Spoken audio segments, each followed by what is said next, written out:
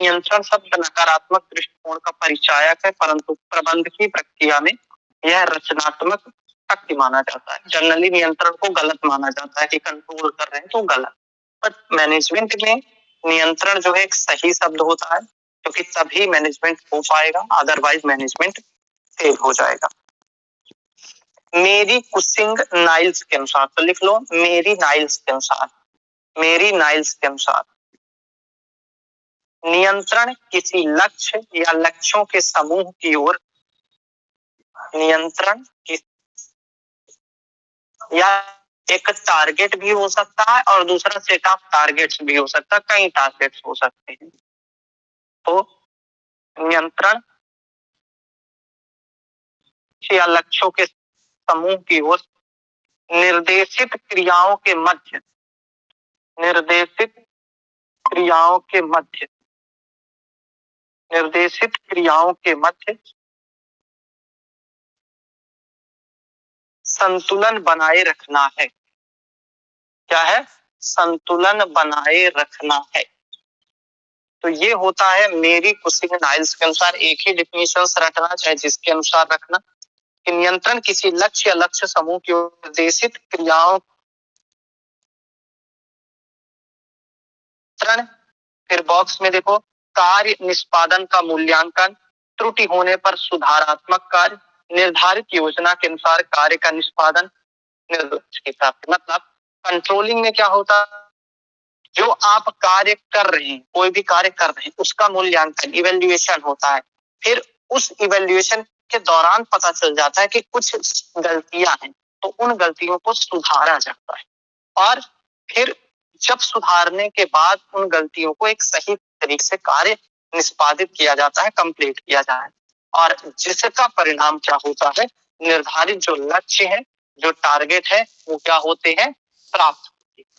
ठीक, तो ये पूरा होता है नियंत्रण, यानी पूरा एक प्रोसेस चलता है कि नियंत्रण के दौरान आप देखते हो कि कुछ कमी तो नहीं रह गई, उस कमी को क्या करते हो आप, पूरा करते हो, और उस कमी को पूरा करने के बाद कार्य शुरू करते हो।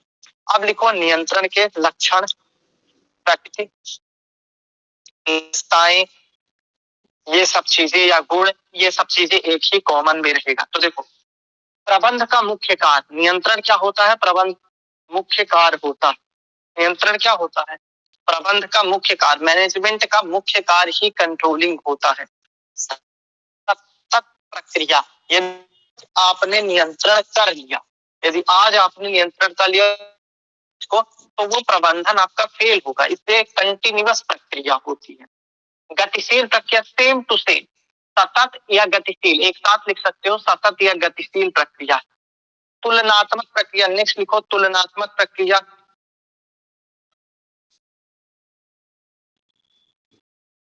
तुलनात्मक प्रक्रिया, इसमें क्या होता है, इसमें जो वास्तविक परिणाम यानी जो रिजल्ट निकला और जो आपने अपेक्षा की थी, उसके मध्य तुलना की जाती है, और यदि वैसा सही तरीके से नहीं हुआ तो फिर ये और एक प्रकार से मतलब कि सुधार प्रकृति को दर्शाता है और इसको स्ट्रॉन्ग करने की जरूरत को बताता है। तो मतलब जो रिजल्ट सोचा था वो आपके अंदर नहीं आया, के अंदर ये कंफर्म हो जाता है कि आपने कंट्रोल नहीं किया, तो उस कंट्रोल करने की जरूरत को ये बता। देखो जांच किया, जांच किया मतलब सिंपल सा है कि मतलब वही इवैल्यूएशन किया जाता है कि जो गलतियां हैं वो कहाँ गलती हुई, कैसे गलती हुई, तो ये भी एक नियंत्रण की विशेषता है। परिणामों का मूल्यांकन, सिंपल सी चीज है, रिजल्ट निकलता है, उसका भी मूल्यांकन क्या किया जा सकता है, इसके माध्यम से नियंत्रण द्वारा किया जा सकता है। नेक्स्ट, नियंत्रण प्रतिफल पुनरीक्षण, इसके अंतर्गत कुछ समंकों का सहारा लेकर विश्लेषण किया जाता है, और परिणाम नियंत्रण किसी व्यक्ति से नियंत्रण प्रतिफल कुछ एक डाटा या फैक्ट होते हैं जिसके आधार पर क्या किया जाता है, ये डिसाइड किया जाता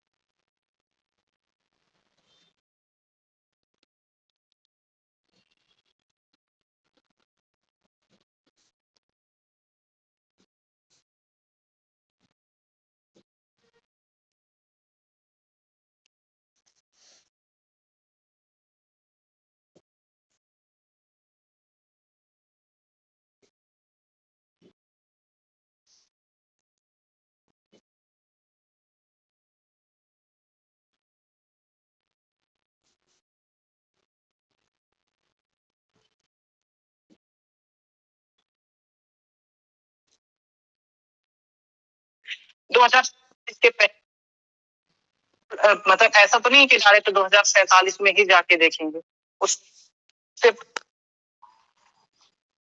2043 में ही जाके गणना हुई, बीच में मान लो 2021 की जनगणना हुई, 31 की जनगणना हुई।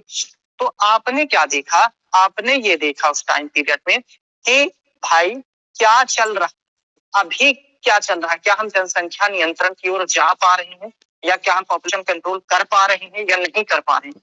तो उस चीज को जानना भी उद्देश्य होता है कि कोई हमारा रिजल्ट है, फिर कोई हमारा टारगेट है, उसका प्रतिफल क्या निकला, उसका रिजल्ट क्या निकल रहा है, और फिर उसके अनुसार फिर कंट्रोल करना है। तो ये इसका एक एम होता है। फिर व्यापक कार्य, नेक्स्ट लिखो, व्यापक कार्य। व्यापक कार्य, व्यापक कार्य मतलब नियंत्रण व्यापक कार्य है, हर स्तर पर नियंत्रण होता है। यदि मुख्यमंत्री चीफ सेक्रेटरी को नियंत्रित कर रहे हैं तो चीफ सेक्रेटरी कलेक्टर को, मतलब सबऑर्डिनेट को डिप्टी कलेक्टर, एडिशनल कलेक्टर, और एडिशनल कलेक्टर, डिप्टी कलेक्टर तहसीलदार, और तहसीलदार पटवारी, पटवारी इनको। तो हर जगह कहीं ना कहीं कंट्रोलिंग सिस्टम होती है। तो इसलिए कंट्रोलिंग क्या होती है, एक व्यापक प्रक्रिया होती है। नेक्स्ट, प्रबंध की आवश्यकता। प्रबंध की आवश्यकता, इसका क्या मतलब है, इसका सिंपल से मतलब है कि नियंत्रण जो है वो मैनेजमेंट की एक डिमांड, मैनेजमेंट की एक आवश्यकता है प्रबंधन, ठीक है ना। वो उसकी बाधा नहीं बन रही है, उसको हर्डल नहीं क्रिएट कर रही है। पोस्ट कोर planning organisation staffing direction Luther Gulick ने बताया है कि आवश्यकता है, तो इसी प्रकार इसलिए प्लानिंग आवश्यकता है, सॉरी नियंत्रण आवश्यकता है, ठीक है ना। नियोजन से घनिष्ठ संबंध, कंट्रोल का और प्लानिंग का आपस में बहुत अच्छा संबंध है। क्यों? क्योंकि आपने प्लानिंग कर ली पर बीच रास्ते में यदि कंट्रोल नहीं किया तो टारगेट आप अचीव नहीं कर पाओगे। तो इसलिए इसका घनिष्ठ संबंध होता है। इसकी नेक्स्ट विशेषताएं ये होती हैं। फिर भावी नियोजन में सुधार, जनरल सी बात है, प्लानिंग का संबंध तो होता है। क्या संबंध हो सकता है? जो आपने प्लानिंग की उसमें आगे जाके सुधार करते हो आप, लिखो ये मार्गदर्शक है ना कि हस्तक्षेपक। तो ये क्या है, मार्गदर्शक के रूप में है, आपको ये बताता है कि कोई काम कैसे करना है, ये बताता है। तो लिखो मार्गदर्शक, हस्तक्षेपक नहीं, आपको हर जगह रोका नहीं जाता, नियंत्रण के माध्यम से बताया जाता है कि ऐसे करना है। उद्देश्य क्या है, देखो उद्देश्य क्या है, नियंत्रण का उद्देश्य यानी जो कंट्रोलिंग का मेन एम क्या है, तो समझना। 3 याद रखना, मैन, मटेरियल, मनी और टाइम। देखो कोई काम समय से पूरा हो, ये उद्देश्य होता है। कोई काम में पैसा कम लगे, ये उद्देश्य होता है। कोई काम में सामग्री कम लगे या उचित मात्रा में लगे, ये उद्देश्य होता है। कोई काम में लागत कम लगे, ये उसका उद्देश्य होता है। तो ये क्या होते हैं, और कोई भी काम सही संचालित होता है, ये उद्देश्य होता है। तो ये सारे क्या होते हैं, उद्देश्य होते हैं कि कितनी मात्रा कितने समय में होगा, सामग्री क्या होगी, उपलब्धि कितना मतलब कितने समय पर होगा, विलंब या रुकावट है यदि तो क्यों विलंब या रुकावट है, उसका मेन एम क्या है, और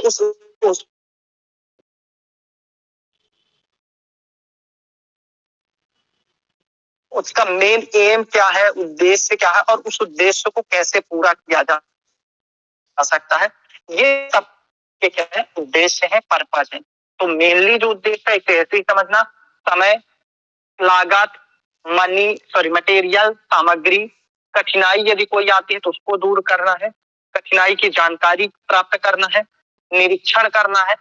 तो ये सारे क्या है, इसके एक प्रकार से उद्देश्य है, इसके एक पर्पज। अब देखो इसका महत्व, महत्व इंपॉर्टेंस ऊपर से ही सारे पॉइंट्स अभी तक पढ़े वही महत्व है। मतलब कि जो हम लोगों ने उद्देश्य पर, उद्देश्य को मतलब समझो, यदि नियंत्रण के माध्यम से हम अपने उद्देश्य को पूर्ति कर पा रहे हैं तो वो महत्व हो जाता है। यदि हम सही डायरेक्शन में यूज कर पा रहे हैं महत्व हो जाता है। मटेरियल अच्छा यूज कर पा रहे हैं और सही तरीके से यूज कर पा रहे हैं महत्व हो जाता है। लागत कम कर पा रहे हैं तो उसका इंपॉर्टेंस हो जाता है। तो ये एक महत्व है। समन्वय में सहायक है, कोऑर्डिनेशन कर बीच में, नियोजन का आधार हो, कोई प्लानिंग कर भी लो या परंतु यदि कंट्रोल नहीं किया तो प्लान नहीं पूरा होगा। आपने एमपीपीएससी सोच भी लिया और डेडिकेशन के साथ नहीं पढ़ रहे हो तो फिर नहीं पूरा होगा। उद्देश्य प्राप्ति में सहायक, समन्वय में सहायक, कोऑर्डिनेशन करने में, विकेंद्रीकरण में सहायक। विकेंद्रीकरण मतलब डिसेंट्रलाइजेशन। जैसे मैंने समझाया ना कि हर स्तर पर प्रबंधन होता है, collector, deputy collector, additional collector, tehsildar. तो जब हर स्तर पर प्रबंधन हो रहा है तो कहीं ना कहीं ये डिसेंट्रलाइजेशन को बढ़ावा दे रहा है, एक जगह तो नहीं कर रहा ना। तो इस प्रकार ये एक डिसेंट्रलाइजेशन है। भावी कार्यवाहियों पॉइंट्स की लिखते चलना, ठीक है ना। भावी कार्यवाहियों के लिए मार्गदर्शक, इसका क्या मतलब है कि आगे क्या प्लानिंग होगी, कैसे काम करोगी, इसके लिए कंट्रोलिंग होना जरूरी है। मनोबल बढ़ाना, जब आप टारगेट अचीव कर लेते हो कंट्रोलिंग के माध्यम से तो जनरल की बात है, एक जो सेल्फ मोटिवेशन है या मनोबल है वो बढ़ ही जाता है। कर्मचारियों में सचेत व सक्रिय रहना, सिंपल सा कारण और बहुत ही बेसिक जेन्युइन कारण है कि कर्मचारियों में क्या होता है, एक प्रकार से सचेत बने रहते, भाई नियंत्रण होता रहता तो वो काम करते रहते। उत्पादन और उत्पादकता में वृद्धि, उत्पादन भी होता है, जब सब काम कर रहे हैं तो प्रोडक्टिविटी भी बढ़ेगी। फिर असफलता के विरुद्ध बीमा, असफलता के विरुद्ध बीमा, नियंत्रण के माध्यम से इस बात की जांच की जाती है कि जो योजनाएं चलाई जा रही हैं क्या वो सही है या नहीं है।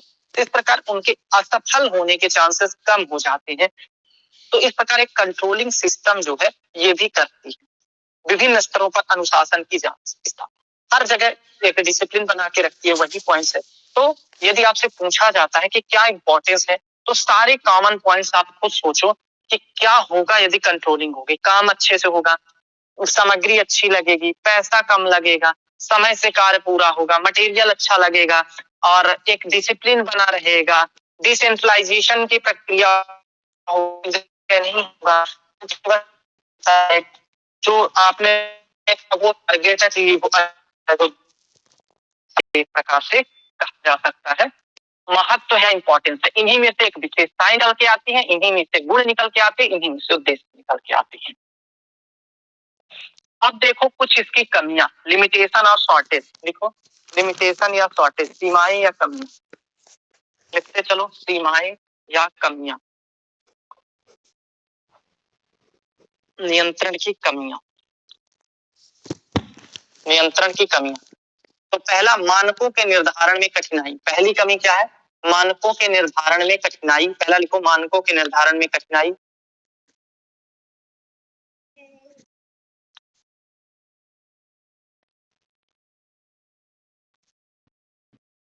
मानकों के निर्धारण में कठिनाई, इसका मतलब ये है कि कंट्रोल के लिए एक स्टैंडर्ड होना चाहिए कि भाई यहां तक आप कंट्रोल करो, इसके बाद उसको छोड़, तो वो स्टैंडर्ड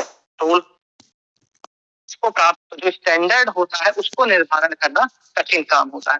दूसरा, बाह्य परिस्थितियों में नियंत्रण नहीं। दूसरा, बाह्य परिस्थितियों में नियंत्रण नहीं, बाह्य परिस्थितियों में नियंत्रण है। इसका मतलब क्या है, इसका सिंपल से मतलब है कि सरकार जो है अपने अधिकारियों को तो कंट्रोल कर सकती है, कर्मचारियों को कंट्रोल कर सकती है, बट उन चीजों को कंट्रोल नहीं कर सकती जो बाहर, मतलब फॉर एग्जाम्पल बाढ़ आ गया तो क्या कंट्रोल कर पाएगी, नहीं कर पाएगी। भूकंप ना आए, क्या कंट्रोल कर पाएगी, नहीं। इसी प्रकार बाहर से जो उसके अंदर के नहीं है, मतलब सरकारी कर्मचारी नहीं है, जो उससे वेतन नहीं दे रहे, उनका कंट्रोल कैसे होगा। तो ये एक कंट्रोल करने की एक समस्या है कि जो जिस क्षेत्र का कर्मचारी तो आप, परंतु उसके बाहर का जो कर्मचारी है जो आपके क्षेत्र से नहीं जुड़ा, भले आपके क्षेत्र को इफेक्ट कर रहा होगा, क्या आप कंट्रोल कर पा रहे हो, नहीं कर पा रहे हो। तो इस प्रकार की ये चीजें हैं। तीसरा, व्यक्तिगत उत्तरदायित्व के निर्धारण में कठिनाई। तीसरा लिखो, व्यक्तिगत उत्तरदायित्व के निर्धारण में कठिनाई।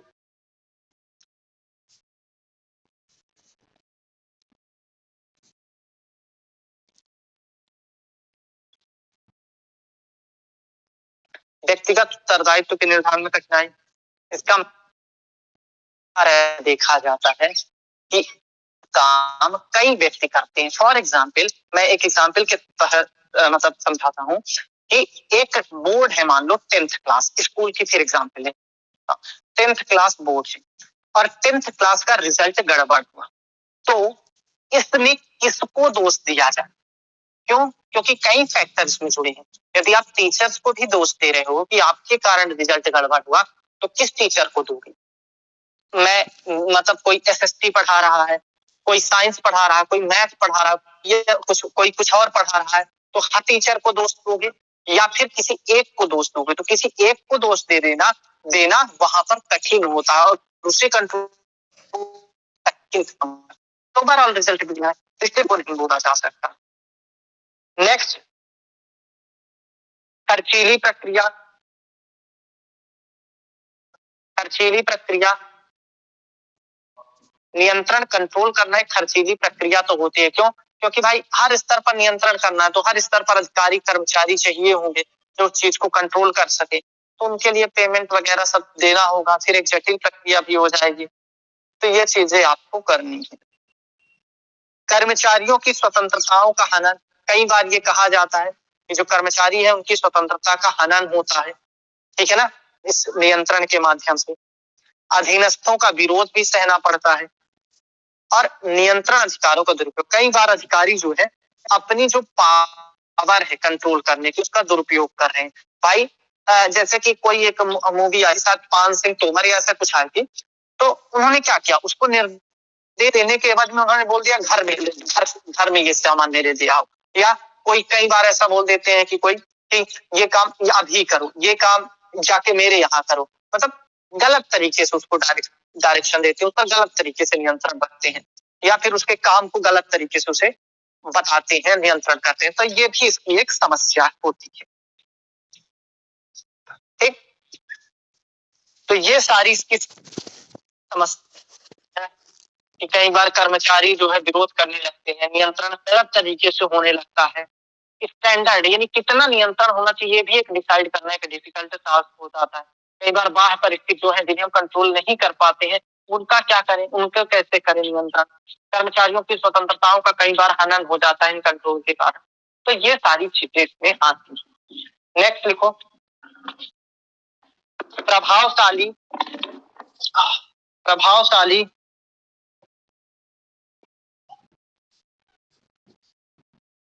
या आदर्श नियंत्रण प्रणाली के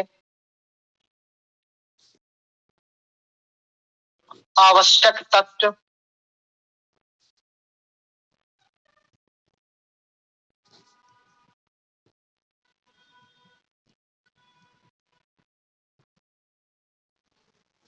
आवश्यक तत्व, विशेषताएं या सिद्धांत, essential elements, features, principle of effective and ideal control system।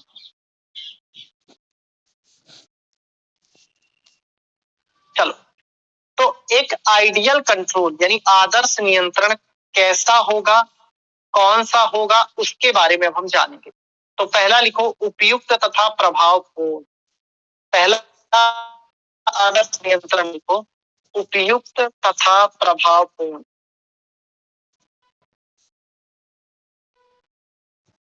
इसका क्या मतलब है? इसका सिंपल से मतलब है कि जो आदर्श नियंत्रण है, जो कंट्रोल है, वो ऐसा होना चाहिए जो आपकी फैक्ट्री है या आपकी स्कूल है या आपकी कॉलेज है या आपका कोई भी संस्था है, उसके अनुसार नियंत्रण, यानी आप किसको नियंत्रित कर रहे हैं उसके अनुसार नियंत्रण होना चाहिए। ठीक है ना? तो ये पहली चीज पर डिसाइड करना चाहिए कि नियंत्रण उसके अनुसार होना चाहिए। ठीक है ना? तो उपयुक्त और प्रभावपूर्ण होना चाहिए। दूसरा लिखो, बोधगम्य।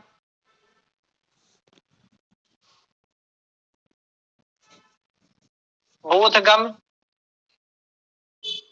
बोधगम्य का मतलब है नियंत्रण ऐसा होना चाहिए जो दोनों पक्षों के लिए, मतलब दोनों पक्षों के प्रभाव के बारे में जाने। ऐसा नहीं है कि आपने किसी को अपने किसी उद्देश्य के लिए उस पर कंट्रोल कर रहे हैं, तो जिस पर इफेक्ट पड़ रहा है वो एक समय बाद आपके कंट्रोलिंग सिस्टम को नहीं मानेगा। या आपने कई बार ऐसा किया कि सिर्फ उससे द्वेष के कारण उस पर नियंत्रण किया, तो क्या हो जाएगा, वो हमको मानना छोड़ देगा। तो ये इस पर भी डिपेंड कर रहा है कि जो आप कंट्रोलिंग दे रहे हो और जिस पर उसका इफेक्ट पड़ रहा है, दोनों चीजों को कहीं ना कहीं उसमें बैलेंस होना पड़ता है, दोनों चीजों को समझना पड़ता है। तीसरा लोचपूर्ण, लोचपूर्ण, लोचपूर्ण का मतलब होता है इंग्लिश में फ्लेक्सिबल। कल बताया था कि हर चीज, चाहे जो पढ़ो, चाहे डायरेक्शन पढ़ो, चाहे प्लानिंग पढ़ो, चाहे कंट्रोल सिस्टम पढ़ो, चाहे जो पढ़ो, वो रिजिड मतलब, रिजिड का मतलब है स्ट्रिक्ट मतलब, उसे कैसे रखो, फ्लेक्सिबल को। मतलब ऐसा ना हो अब आप किसी को, अब किसी की तबीयत खराब है फिर भी आपको बोल रहे हैं नहीं ये करो ये करो ये करो, या उस पर कंट्रोल ज्यादा कर रहे हैं, तो ऐसा नहीं करना। उसने का सिस्टम जो है फ्लेक्सिबल होना चाहिए। नेक्स्ट लिखो उद्देश्यपूर्ण, उद्देश्यपूर्ण, नियंत्रण हमेशा किसी टारगेट को अचीव करने के लिए होना चाहिए, ठीक है ना। ऐसा नहीं होना चाहिए कि किसी को परेशान करना है, किसी टारगेट को अचीव करने के लिए कंट्रोलिंग सिस्टम होना चाहिए। नेक्स्ट लिखो समयबद्ध,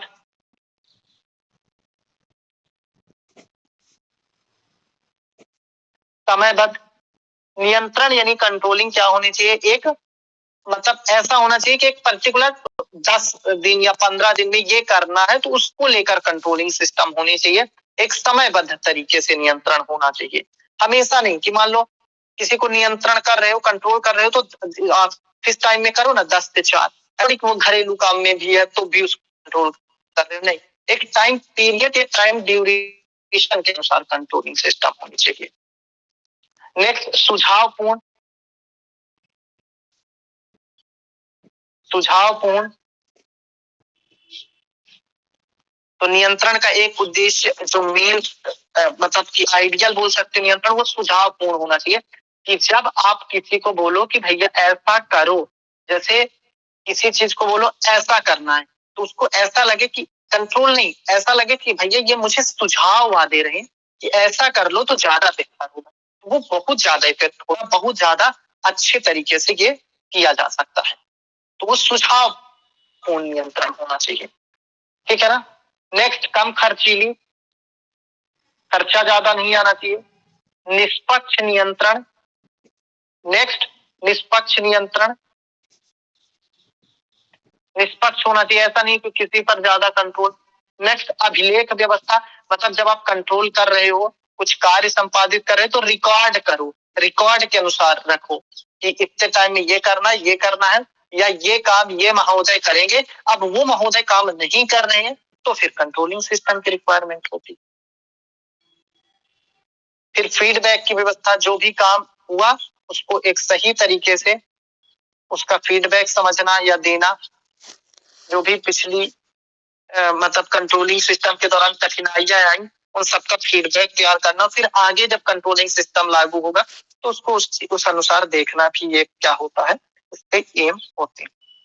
मतलब अच्छा, तो इस प्रकार जो आइडियल या आदर्श नियंत्रण प्रणाली है, वो प्रभावपूर्ण होनी चाहिए, वो बोधगम्य होनी चाहिए, वो फ्लेक्सिबल होनी चाहिए, वो कहीं ना कहीं एक उद्देश्य को पूर्ति करने के लिए होनी चाहिए, वो टाइम ड्यूरेशन में होनी चाहिए, समयबद्ध होनी चाहिए, वो सुझावपूर्ण होनी चाहिए, वो निष्पक्ष होनी चाहिए, वो अभिलेखनीय होनी चाहिए, वो फीडबैक होना चाहिए, उसका फीडबैक होना चाहिए। तो कॉमन चीजें हैं कि एक आइडियल नियंत्रण कैसे हो सकता है, सोचने की व्यवस्था है कि ऐसा ना लगे कि कोई इसको अपने अंदर भेदभाव की तरह ले, तो ऐसा तभी संभव है जब निष्पक्ष हो। जब हम उद्देश्य पूर्ति के लिए करेंगे तो सब पूरा करेंगे, जब हम किसी को सुझाव देंगे तो वो ज्यादा इफेक्ट मतलब इस पर डालेगा, जब हम एक समय टाइम पीरियड के लिए किसी पर नियंत्रण करेंगे तो ज्यादा होगा, यानी कि 24 घंटे उस पर कंट्रोल किए तो नहीं होगा, कुछ समय के लिए 1 घंटे 2 घंटे 4 घंटे ज्यादा बेनिफिट देगा वो, ठीक ना। तो इस प्रकार ये सारी जो है एक आइडियल या जो कह सकते आदर्श नियंत्रण है, वो उसकी विशेषताओं के अंतर्गत आ जाती है। नेक्स्ट लिखो नियंत्रण प्रक्रिया के सोपान या चरण, लिखो step in the process of control.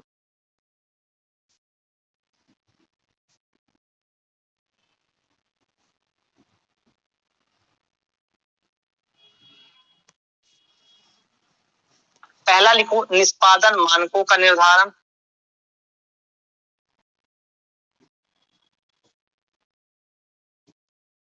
निष्पादन मानकों का निर्धारण, नियंत्रण प्रक्रिया के सोपान या चरण में पहला लिखो निष्पादन मानकों का निर्धारण। इसका मतलब है लिखो निष्पादन मानकों का निर्धारण, ठीक ना। यानी एक प्रकार से किसी भी चीज में स्टैंडर्ड कंट्रोलिंग व्यवस्था को सबसे पहले मेजरमेंट करो, मतलब इतने तक हम लोग कंट्रोल करेंगे। फिर उसके बाद दूसरा मेजरमेंट करो, दूसरा वास्तविकता के अनुसार, मतलब जैसे कि आप फॉर एग्जाम्पल आपने सोचा कि अगले 10 साल में हम जनसंख्या नियंत्रण कर लेंगे, तो फिर आपने उस पर कंट्रोलिंग सिस्टम लागू किया, उस कंट्रोलिंग सिस्टम को मतलब लागू करना स्टार्ट कर दिया। 10 साल बाद आपने देखा कि भैया इसको हम लोग अचीव ही नहीं कर पाए, वास्तविक तो ये है कि हम लोगों ने अचीव ही नहीं किया, तो फिर उस पर वास्तविक नियंत्रण सिस्टम लागू करो कि वास्तव में उसमें हम लोगों ने क्या उस कंट्रोलिंग सिस्टम को लेके चले थे जो हम लोगों ने माना था कि इस लक्ष्य के लिए। तो आप पाओगे कि नहीं, यदि वो करके चले होते तो शायद अभी तक हमारा ये कंप्लीट हो जाता, तो नहीं।